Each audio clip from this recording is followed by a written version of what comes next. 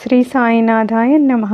శ్రీ సాయి సచ్చరిత్రము 10వ అధ్యాయము. సాయిబాబా జీవిత విధానము. వారి పడక బల్ల.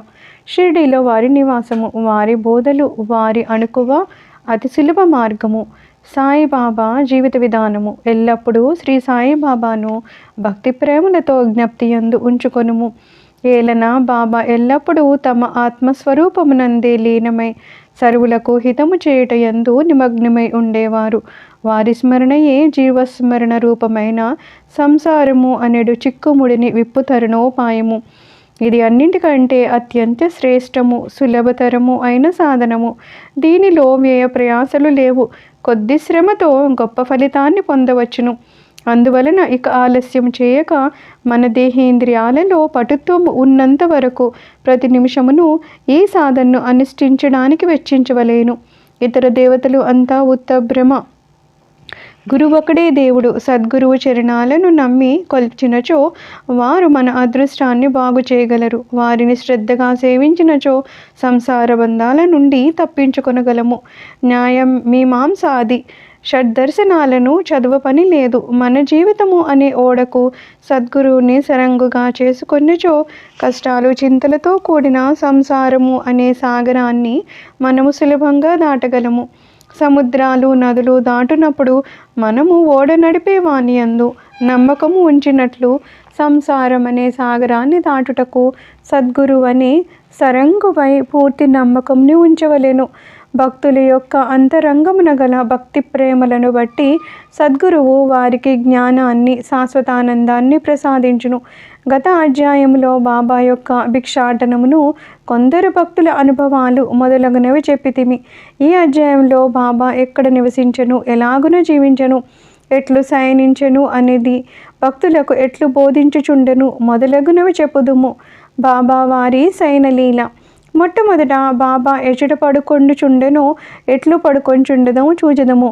ఒకసారి నానాసాహెబ్ డేంగలే సుమారు 4 మూరల పొడవు, 1 జానుడు మాత్రమే వెడల్పు కలిగిన ఒక కర్ర బర్రను బాబా పడెక్కని తెచ్చెను. ఆ బల్లను నేలపై వేసుకొని పండుకొనడానికి మారుగా బాబా దానిని మసీదు యొక్క దూలానికి ఊయల వలె వ్రేలాడగట్టునట్లు చినికిన పాత గుడ్డ పీలికలతో కట్టి దానిపై పండుకొని మొదలిడెను.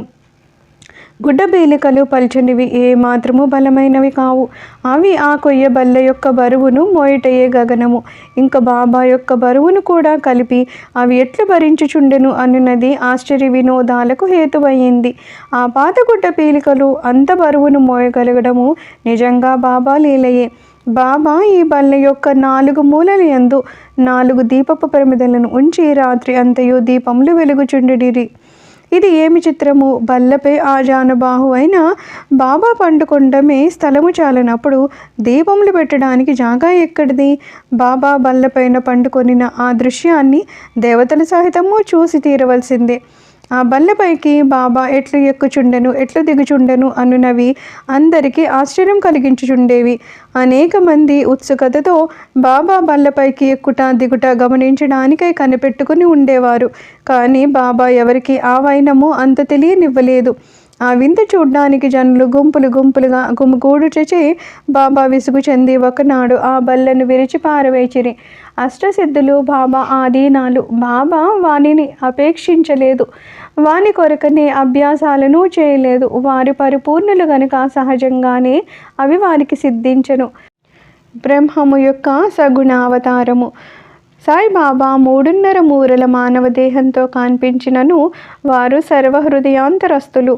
అంతరంగమున వారు పరమ నిరీహులు, నిస్పృహలు అయినప్పటికీ బాహ్యానికి లోకహితము కోరువానిగా కనిపించేవారు.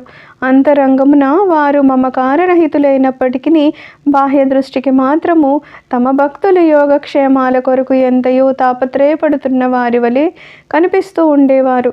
వారి అంతరంగము శాంతికి ఉనికి పట్టైనను బయటకు చంచల మనస్కుని వలె కనిపిస్తూ ఉండేవారు. లోపల పరబ్రహ్మస్థితి అందు ఉన్నప్పటికీ బయట దయ్యము వలె నటించేవారు. లోపల అద్వైతి అయినను బయటకు ప్రపంచమునందు తగులుకొనిన వాని వలె కనిపిస్తూ ఉండేవారు. ఒక్కొక్కప్పుడు అందరినీ ప్రేమతో చూసేవారు, ఇంకొకప్పుడు వారిపై రాళ్ళు విసురుతూ ఉండేవారు. ఒక్కొక్కప్పుడు వారిని తిడుతూ ఉండేవారు, ఇంకొకప్పుడు వారిని ప్రేమతో అక్కున చేర్చుకొని ఎంతో నెమ్మదితోనూ శాంతముతోనూ ఓరిమితోనూ సంయముతోనూ వ్యవహరిస్తూ ఉండేవారు. బాబా ఎల్లప్పుడూ ఆత్మానుసంధానమునందే మునిగి ఉండేవారు. భక్తులపై కారుణ్యాన్ని చూపుచూ ఉండేవారు. వారెల్లప్పుడూ ఒకే ఆసనమందు స్థిరంగా ఉండేవారు. వారెక్కడకు ప్రయాణాలు చేసేవారు కాదు. చిన్న చేతికర్ర అంటే సటక వారు సదా ధరించడి దండము. చింతారహితులే ఎప్పుడూ శాంతంగా ఉండేవారు. శ్రీ సంపదలు కానీ కీర్తి ప్రతిష్టలు కానీ లక్ష్య పెట్టగా భిక్షాటనము చే నిరాడంబర్లే జీవించేవారు. అట్టి పావన జీవులు వారు. ఎల్లప్పుడూ బాబా అల్లా మాలిక్, భగవంతుడే యజమాని అని అంటూ ఉండేవారు. భక్తుల యందు అవిచ్ఛిన్నమైన పరిపూర్ణ ప్రేమానురాగాలను కలిగి ఉండేవారు. ఆత్మజ్ఞానానికి ఆయన గని, దివ్యానందానికి వారు ఉనికి పట్టు. బాబా సాయి యొక్క దివ్య స్వరూపము అలాంటిది, ఆద్యంతాలు లేనట్టిది, అక్షయమైనది, భేదరహితమైనది, విశ్వమంతయు ఆవరించినట్టిది అయిన ఆ పరబ్రహ్మతత్వమే సాయి బాబాగా అవతరించిందని ఎంతో పుణ్యము చేసుకున్న అదృష్టవంతులు మాత్రమే ఆ నిధిని పొందగలిగిరి, గ్రహించగలుగుచుంటిరి. సాయిబాబా యొక్క నిజతత్వాన్ని గ్రహించలేక వారినొక సామాన్య మానవుగా నెంచిన వారు నిజంగా దురదృష్టవంతులు. షిరిడీలో బాబా నివాసము, వారి జన్మ తేదీ, బాబా యొక్క తల్లిదండ్రుల గురించి కానీ వారి సరి అయిన జన్మ తేదీ కానీ ఎవరికీ తెలియదు. వారు షిరిడీలో ఉండిన కాలాన్ని బట్టి దాన్ని సుమారుగా నిశ్చయింపవచ్చును. బాబా 16 ఏండ్ల ప్రాయంన షిరిడీ వచ్చి 3 సంవత్సరాలు అచ్చట ఉండిరి. హఠాత్తుగా అక్కడి నుండి అదృశ్యులై కొంతకాలం పిమ్మట నైజాం రాజ్యంలోని ఔరంగాబాదుకు సమీపంలో కనిపించారు. 20 సంవత్సరాల ప్రాయమున చాందు పటీలు పెండ్లి గుంపుతో షిరిడీ చేరారు. అప్పటి నుంచి 60 సంవత్సరాలు షిరిడీ వదలక అచ్చటనే ఉన్నారు. 1918వ సంవత్సరంలో మహాసమాధి చెందారు. దీనిని బట్టి బాబా సుమారు 1838వ సంవత్సర ప్రాంతములందు జన్మించి ఉంటారని భావించవచ్చును. బాబా లక్ష్యము, వారి బోధలు.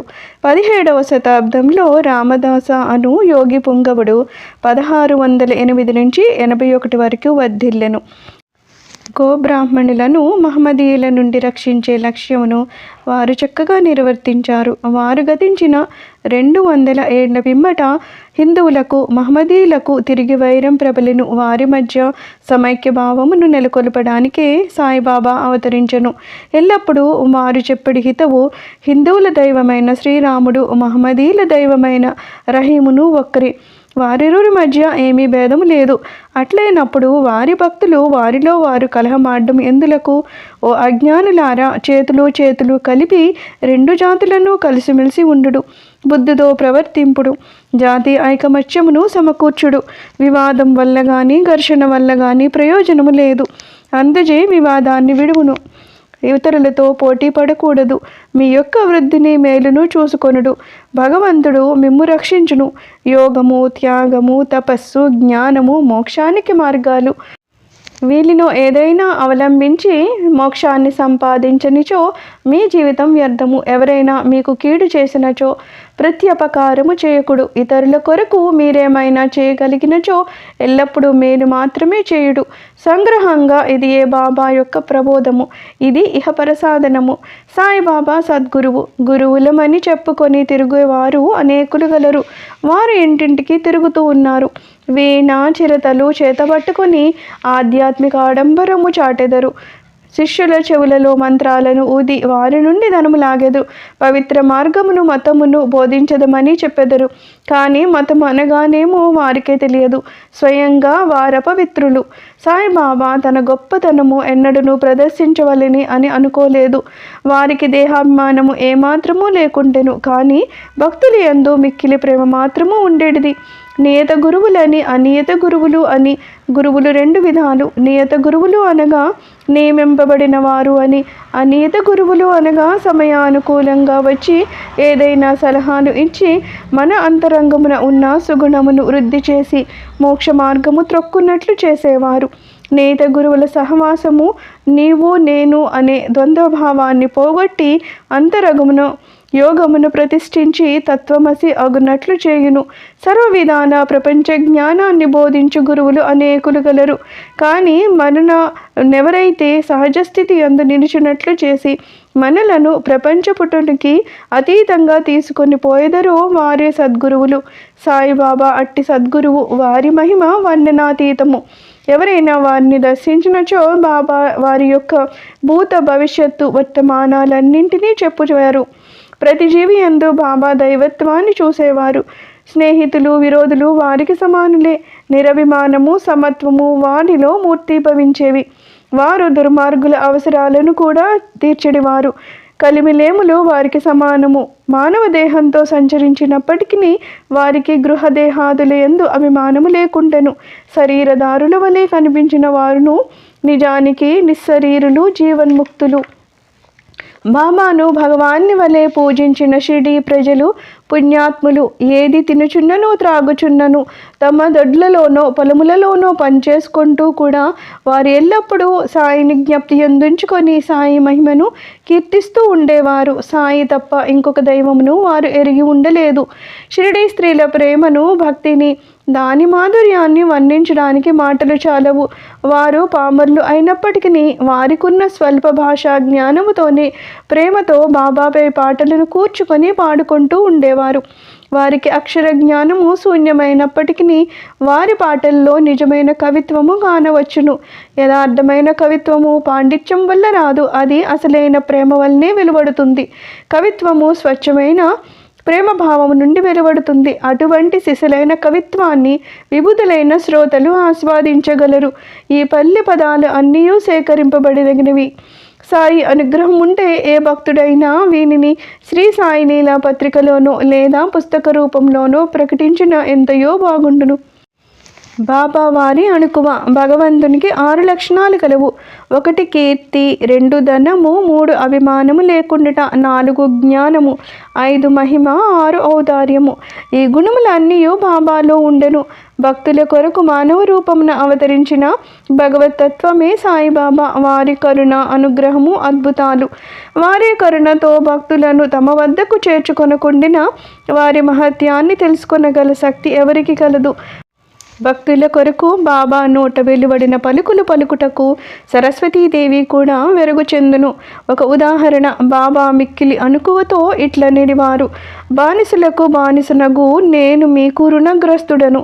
మీ దర్శనముచే నేను తృప్తుడనైతిని. మీ పాదాలు దర్శించడము నా భాగ్యము. మీ అశుద్ధములో నేనొక పురుగును. అట్లగుటం వలన నేను ధన్యుడను. ఏమి వారి అనుకువ. బాబా యొక్క ఈ వాక్యాలను ప్రచురించుట ద్వారా బాబాను కించపరిచితినని ఎవరైనా అనినచో ఈ నా అపరాధాన్ని బాబాను క్షమాపణ కోరెదను. తత్పరిహార్థము బాబా నామజపము చేసేదను. బాహ్య దృష్టికి బాబా ఇంద్రియ విషయాలను అనుభవించు వాని వలె కనపడినప్పటికీ ఇంద్రియానుభూతులలో వారికే మాత్రము అభిరుచి ఉండేది కాదు. అసలు ఇంద్రియానుభవాల స్పృహయే వారికి ఉండేది కాదు. వారు భుజించినప్పటికీ దేని యందు వారికి రుచి ఉండేది కాదు. వారు ప్రపంచాన్ని చూచుచున్నట్లు కనిపించినను వారికి దాని యందే మాత్రము ఆసక్తి లేకుండెను. కామమన్నచో వారు హనుమంతుని వలె అస్ఖలిత బ్రహ్మచారులు. వారికి దేని యందు మమకారము లేకుండెను. వారు శుద్ధ చైతన్య స్వరూపులు. కోరికలు, కోపము మొదలైన భావ వికారాలు శాంతించి స్వాస్థ్యము చెందడి విశ్రాంతి ధామము. వేయేలా వారు విరాగులు, ముక్తులు, పరిపూర్ణులు. దీనిని వివరించుటకు ఒక ఉదాహరణము. నానావళి. షిరిడీలో విచిత్ర పురుషుడు ఒకడు ఉండెను. అతని పేరు నానావళి. అతడు బాబా విషయాలను, పనులను చక్కబెడుతూ ఉండేవాడు. ఒకనాడు అతడు బాబా వద్దకు పోయి బాబాను వారి గద్దె నుండి లేవవలసిందని, దానిపై తాను కూర్చుండవలెనని, తనకు బుట్టి పుట్టిందని అనెను. వెంటనే బాబా లేచి గద్దెను ఖాళీ చేసెను. నానావళి దానిపై కొంతసేపు కూర్చుండి లేచి బాబాను తిరిగి కూర్చోమనెను. బాబా తన గద్దెపై కూర్చున్ను. నానావళి బాబా పాదాలకు సాష్టాంగ నమస్కారం చేసి వెళ్ళిపోయాను. తన గద్దె మీద నుంచి దిగి పొమ్మనమని దానిపై ఇంకొకరు కూర్చున్నను బాబా ఎట్టి అసంతుష్టి వెలుబుచ్చలేదు. బాబాను నానావళి ఎంతగా ప్రేమించువాడనన్నా అతడు బాబా మహాసమాధి చెందిన 13వ నాడు దేహత్యాగం చేశాను. మహాత్ముల కథాశ్రవణము, వారి సాంగత్యమే అతి సులభ మార్గము. సాయిబాబా సామాన్య మానవుని వలె నటించినప్పటికీ వారి చర్యలను బట్టి వారు అసాధారణ బుద్ధి కుశలతలు కలవారని తెలియవచ్చును. వారు చేయనదంతయు తమ భక్తుల మేలు కొరకే. వారు ఆసనాలు కానీ యోగాభ్యాసాలు కానీ మంత్రోపదేశాలు కానీ తమ భక్తులకు ఉపదేశించలేదు. తెలివితేటలను ప్రక్కకు పెట్టి సాయి సాయి అనే నామాన్ని మాత్రము జ్ఞప్తి అందు ఉంచుకొనమనిరి. అట్లు చేసినచో వారు సర్వబంధాల నుండి విముక్తులై స్వాతంత్రం పొందెదరని చెప్పిరి. పంచాగ్నుల నడుమ కూర్చొనుట, యాగములు చేయుట, మంత్రజపము చేయుట, అష్టాంగ యోగాలు మొదలైనవి బ్రాహ్మణులకే వీలుపడును. తక్కిన వర్ణాల వారికి అవి ఉపయుక్తములు కావు. ఆలోచించుటే మనస్సు యొక్క పని. అది ఆలోచించకుండా ఒక్క నిమిషమైనా ఉండలేదు. దానికి ఏదైనా ఇంద్రియ విషయము జ్ఞప్తికి తెచ్చినచో దానినే చింతించుచుండును. గురువును జ్ఞప్తికి తెచ్చినచో గురువునే చింతించుచుండును.